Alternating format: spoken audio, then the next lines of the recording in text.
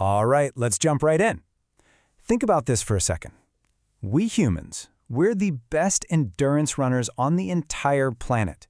No other animal comes close. It's literally our evolutionary superpower.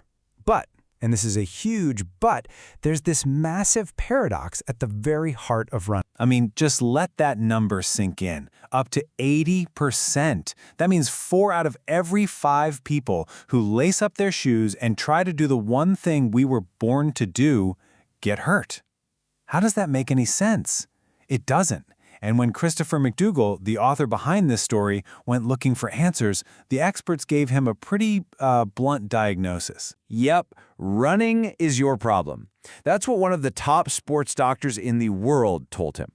The conventional wisdom was basically that running is terrible for you. It's a, quote, outrageous threat to your body. And the solution? Just stop running. Great. Thanks for the help. But this is where the story gets really, really weird. I mean, think about it. For decades now, we've poured billions of dollars into research, creating these super high-tech, cushy, motion control shoes that are supposed to stop us from getting hurt. And yet, the injury rates haven't gone down. They've actually gone up. So, what if the problem isn't that we need more tech? What if we need less? And that right there, that's the core mystery we're diving into. You've got the modern runner with their $150 shoes, dealing with chronic pain, thinking of running as this awful chore.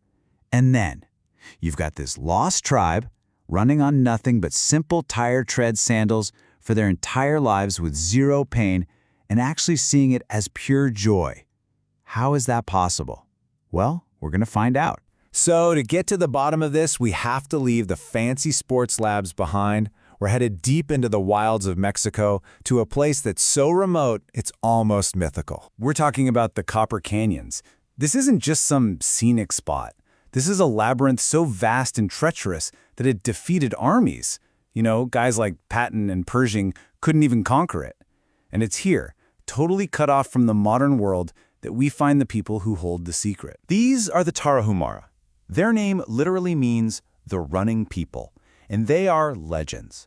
We're not talking about running a few miles. We're talking about running for days at a time, without stopping, without getting hurt, and doing it all in some of the harshest terrain you can possibly imagine. Okay, so what's their secret? Well, part of it is this stuff, Izquiate. You could think of it as their own all-natural energy drink. It's super simple, just chia seeds, water, lime, and a bit of sugar. But it's an absolute powerhouse of nutrients that can keep them going all day. But fuel is just one piece of the puzzle. The real secret is in how they run. And to understand that, we need to meet a very interesting character. This guy, Caballo Blanco, the white horse, he was this American loner who basically just vanished into the canyons to go live and run with the Tarahumara. He's the one who connects their ancient, hidden world to a crazy, modern showdown, a race that would put everything they knew to the test. And this ultimate test wasn't going to happen in the canyons. No, it was set for the Rocky Mountains at one of the most brutal 100-mile races in the world, the Leadville 100. Now, the Tarahumara had a really interesting history there. The first time they showed up, back in '92, sponsors gave them all these modern running shoes, and it was a complete disaster. They all dropped out. But get this, they came back the next year in their own homemade sandals, and they didn't just finish, they dominated. So that set the stage for this epic showdown in 1994. So on one side of the starting line, you have Team Tarahumara. They're not there for prize money or fame. For them, a race is like a party. It's about friendship, it's about community, it's just pure joy. People who saw them run said they moved with this effortless, smooth glide, like a cloud floating over the ground. And who are they up against? Ann Trason, nickname La Bruja, the Witch. She was, and you could argue still is, the greatest female ultra-runner of all time. She's the embodiment of modern, scientific, kill-or-be-killed competitive running. She wasn't running for joy. She was running to absolutely crush the competition. And this quote, this captures the whole thing perfectly.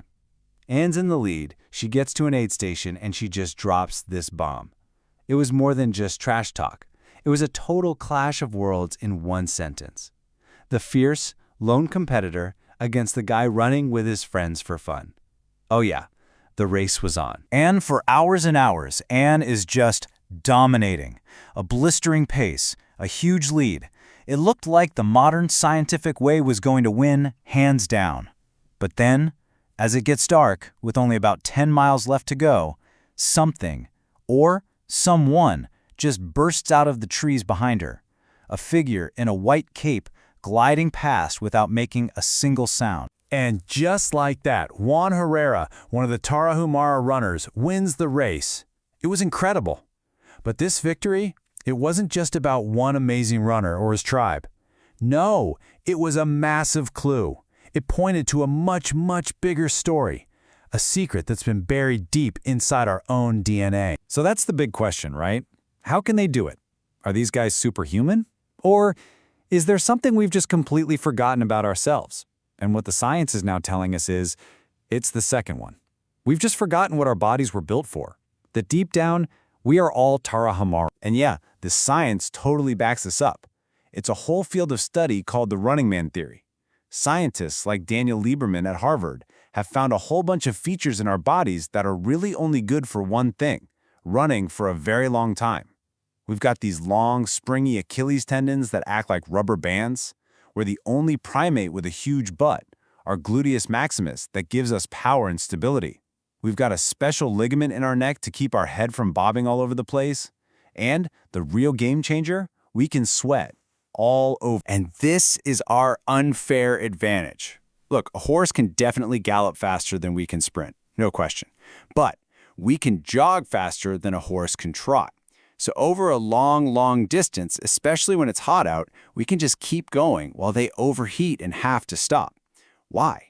Because we evolved as persistence hunters.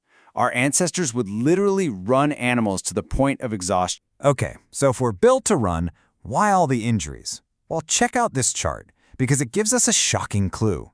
This major study found that runners wearing expensive shoes, the ones with all the padding and protection, were more than twice as likely to get injured. The thinking is that all that cushioning actually encourages us to run unnaturally. We slam down on our heels, sending this huge shockwave right up our legs, a shock our bodies were never meant to handle. And that brings us to the last and maybe the most important piece of the whole puzzle. Because the real secret to running like the Tarahumara, it isn't just about your feet or your shoes. It's about what's going on in your head. The famous running coach Joe Vigil, he saw the Tarahumara run, and he came to this incredible realization. Running isn't supposed to be punishment. It's not a chore you have to suffer through.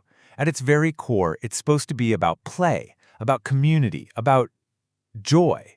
It's about getting back to that feeling we all had as little kids, when you just ran everywhere because it was fun. And we can all get back to that.